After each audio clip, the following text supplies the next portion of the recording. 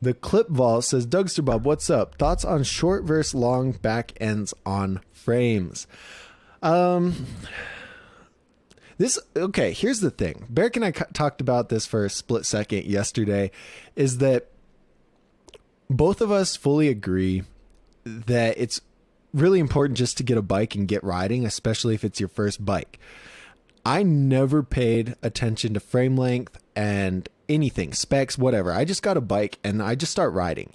And that's really counterproductive to what I'm doing now in like terms of educating you guys on getting the perfect bike. But I just progressed, right? I just rode and progressed. And then once you get to a certain point, you get some basic fundamentals.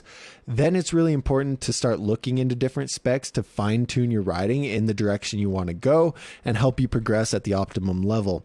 Now, what I've learned about different lengths are just a couple things. So I switched over a few years ago. I hurt my knee. And I went from a 21 with a 13.2 inch chainstay to a 20.7 with a 12.65 chainstay. Drastically smaller, and I'm 6'4".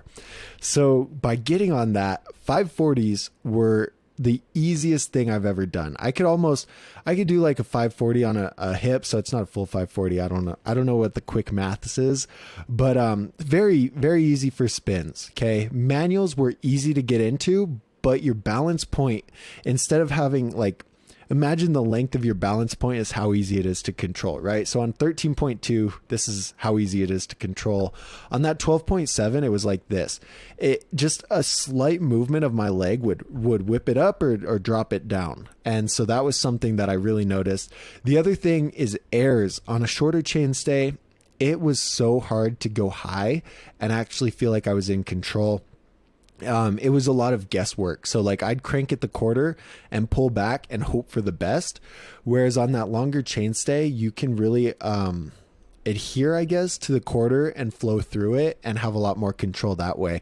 So it really, really, really depends on your style of riding. Like I've talked about before, I'm looking at building a new bike and going either really, really responsive or going really, really mellow and like, almost 14-inch chainstay or 12.5 again. I'm not sure which way I'm going to go, but I'm going to go one way or the other and just see how it feels and see what happens. And then I can definitely let you guys know along the process.